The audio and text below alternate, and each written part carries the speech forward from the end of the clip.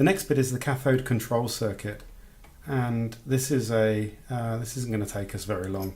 So what we have for this we have a K155ID1, a 16 pin socket to go with it, the 6 pin header which will go here, and the 10 pin header which will go here.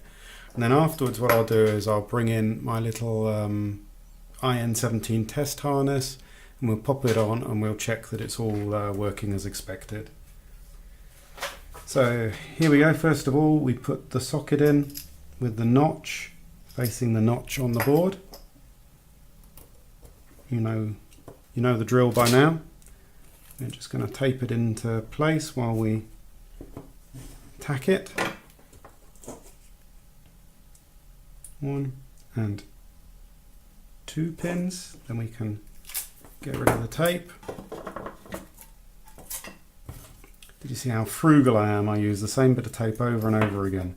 So that is sitting a bit high. So let me just push it in with my finger while I reflow the joints.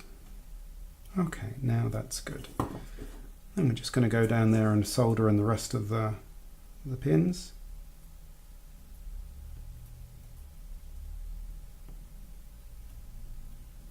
Oh, I've got a bit of... need to retin my bit a little bit. It's not taking the solder. Okay, there we go.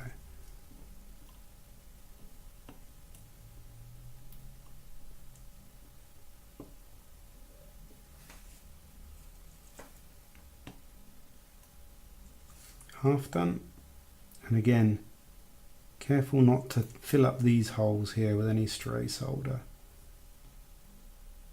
And be careful also not to dig too much into the pins so that we don't destroy or damage the solder mask.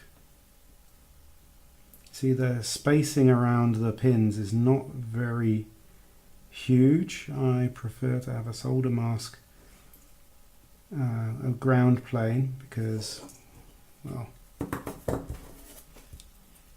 not so much copper has to be etched off, and I suppose that's good for the environment and yada yada yada. And again, we can pop in the pins, tape it down while I solder just one of the pins in the middle. And the idea now is that I can align, you see they're not standing upright, they're standing at an angle. So I'm just going to float them, and you can actually feel when they're standing upright. The bottom of the plastic holder is quite easy to feel. So now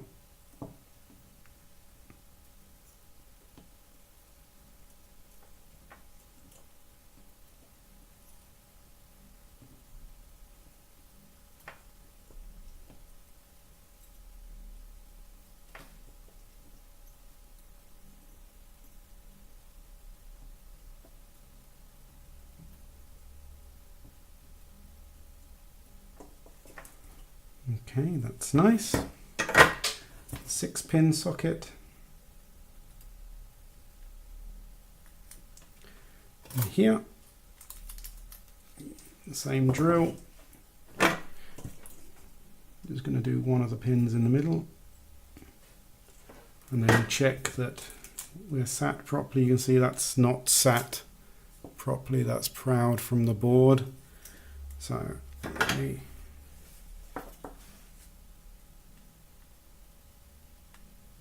reflow the solder, put it in properly. Gets a bit hot, but now we're good. Now we're all in a line.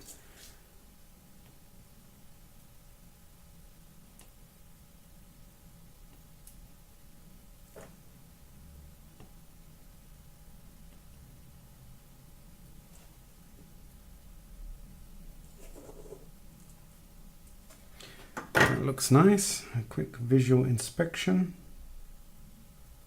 Can't see anything wrong. We'll pop in the K155.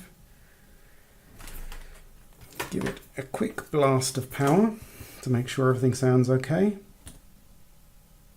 Okay, looks good.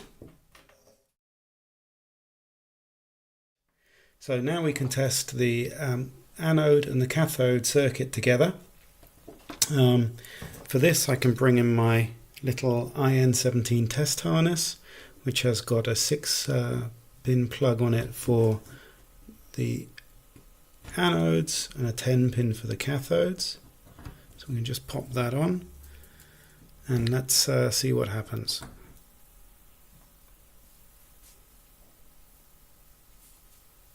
Oh, that looks fine. Job done.